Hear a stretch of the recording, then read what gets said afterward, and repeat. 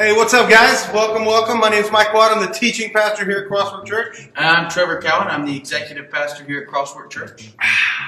This is our morning show. Morning, everybody. Hey. Welcome. Glad you made it. What's our morning show called? Quote of the week. Also known as, AKA, Mike and Trevor in the morning. Wait, can we do that again? Yeah, we kind of hit the... Mike and Trevor in the morning. Trevor in the morning. I hit my little lid note. Yep. So, hey, here we are. We're in a weird, New location. peculiar spot today. It's a little bit different. This is where we do our table group, as we call it. Our discipleship table process. Oh. Yeah. So we do our sermon. We worship in sermon and song, and then we come this way and we fill these tables with people because we want to we want to digest that sermon. And this last Sunday, we had 4 new guests. 5, dude. 5 new guests? Yeah. Oh, yeah, 5. Yeah, that's right. And 2 first-time kids. So I don't know. They don't vote, so we don't know. We're counting kids yet. Ooh. But yeah, it's a big Sunday. Big Sunday. Hey, what is this week's quote to go along with our table this time? week's quote actually goes along with why we're in here. Mm-hmm. It's part of the reason we came to our table time. Yep. Nothing settled with this guy. Everything's up. But it's, I just wanted to make it clear, you know? I get it. It's from the great expositor, John Calvin. Ooh. Anyways, he says, a sermon is like a meal. You must not only eat it, but you must digest it. One sermon digested, well meditated on, is better than 20 sermons only heard and not digested. Whoa. There's a lot there, man. There's a lot there. There's a lot there. I do like that he borrowed our word digested, you know? I don't think that's our word. I love digested. It just happens. Okay. But it's what we talked about before we read the quote. So, what? Never mind. Go ahead. Anyways, that kind of brings us to our table time. What do we do in our table time that's different from Sunday schools? Yeah, so we're not just sitting around and talking and taking prayer requests and then moving forward, but we really want to take that sermon and, as the quote said, we want to digest that. We want to chew it up. We want to take it through the process, and really get it into us. And that's the goal of our table time. That's why it's part of our discipleship process. We want people to go from sermon to not forgetting it and moving on. But we want to help people be wise and work our way through what that sermon meant and how we can apply it to our lives.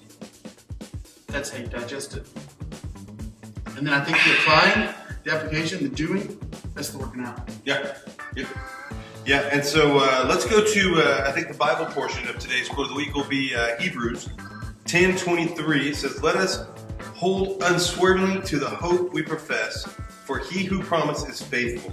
And let us consider how we may spur one another on towards love and good deeds, not giving up meeting together as some of you are in the habit of doing, but encouraging one another all the more as you see the day approaching." A lot there, I know, but we're being encouraged to be unswerving in our professing of our faith and being faithful. And then he says, consider how we can encourage one another all in love and good deeds. And finally, It's important.